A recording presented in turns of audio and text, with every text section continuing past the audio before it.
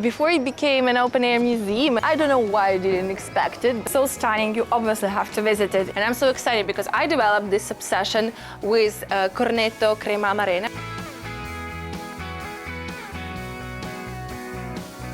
Hey guys, welcome back to my channel. We're in Puglia and we're discovering this wonderful land of these fairy tale houses known as Trulo today, and I will tell you everything about them and about this wonderful place, a town called Alberobello, a super famous place in Puglia. But before we begin, don't forget to subscribe and hit the bell button so you don't miss anything. And now, without further ado, let's go with me and let's explore this place together.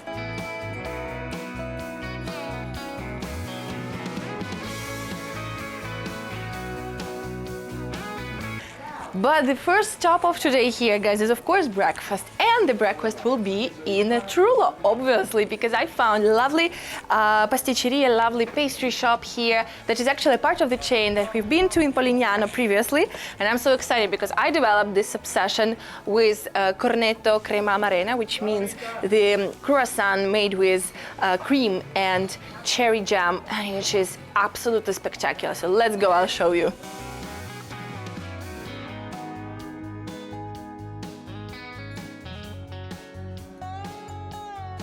So what is a Trulo? Trulo are these, and truly in plural, are these conic constructions typical for this area that you can see here on every step.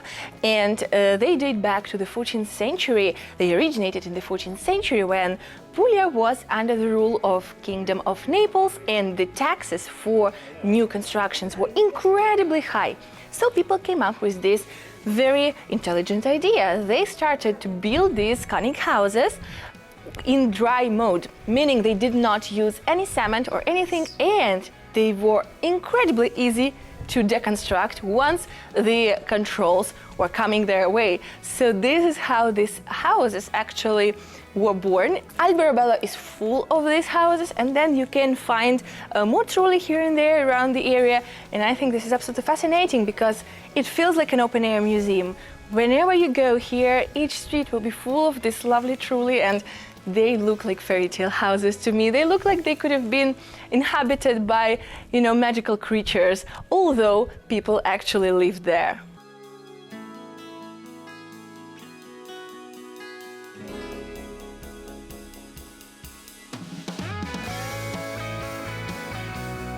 Guys, can you see the symbols on the roofs? These used to be the symbols that had spiritual meaning, and families used to draw them for protection or to display their religious beliefs.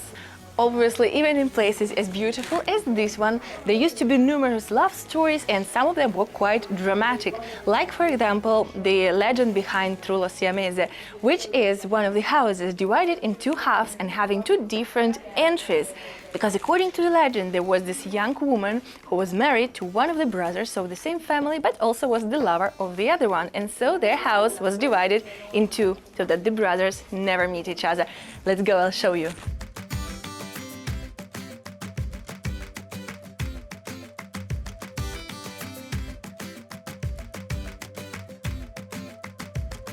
Here's the thing, most of this truly was actually transformed into different shops, souvenir shops, bars, coffee shops, and I can't say I really like it because it gives you just a little bit too much of the touristic vibe, but still it's so beautiful.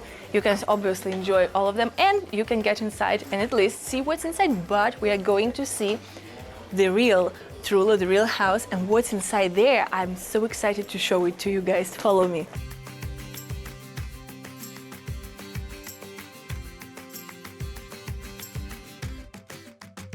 The town is actually much more touristy, much more crowded than I expected. I don't know why I didn't expect it, but somehow I expected it to be emptier, but I actually like it here today because it's crowded, but it's not the crowded in a way that you cannot really walk or enjoy the beauty. You can absolutely do it, and moreover, you can totally imagine what it looked like when they were only the people who lived here before it became an open-air museum, and all these people started coming here to see these unique constructions.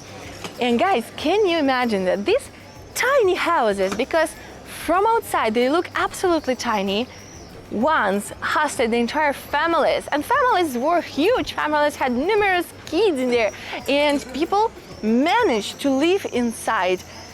But I don't know, maybe like 8 people at once, 10 people at once, and they've been actually creating these different areas, different levels inside the Trulli. All of this Trulli normally had just 1 floor, except for one of them, that Trulo Sovrano, that had 2 floors, but people still created different levels for their beds to accommodate everyone, and I think this is fascinating. Trulo Sovrano is not only the only Trullo with the 2 stories, but it is also one of the first ones to be built out of mortar, and it operates as a museum, so you can get inside for only €2 and explore and get to see how people used to live there. By the way, guys, did you know that Alberobello, the entire city, is a part of UNESCO World Heritage, and Trulo Sovrano in particular, obviously, because this is such a unique place.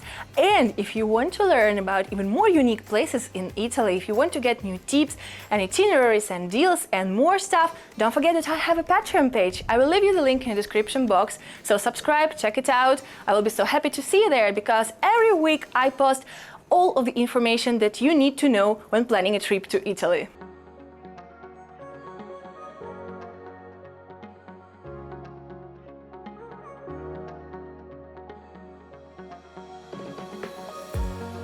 Guys, if you don't follow me on Instagram yet, I remind you that I post all of my updates in real time about my travels and shooting plans on my Instagram, so come follow me. I will leave you a link here in the description box. And in the meantime, we found a fantastic panoramic view here, and I want to show it to you, but don't forget that I always leave you the links to all the places that I visit in the description box, so check it out. And now, let's go!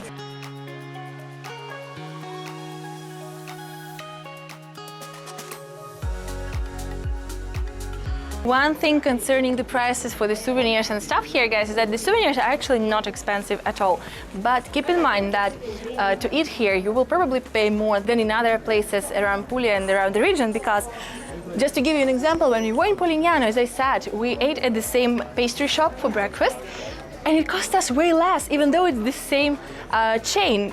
And here, the prices were like double what we paid in Polignano, which makes sense, obviously, because it's a very touristy place. But still, this is something to keep in mind when traveling to more touristy places. However, Alberobello is so stunning, you obviously have to visit it, even if you're gonna pay a little bit more.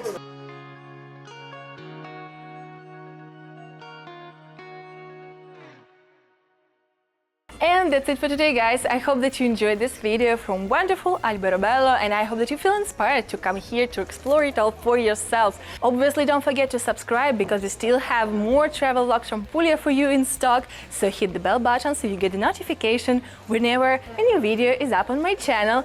And as always, like, comment and share this video with your friends so I can make even more vlogs like this for you. Thank you so much for being here, and please enjoy your day.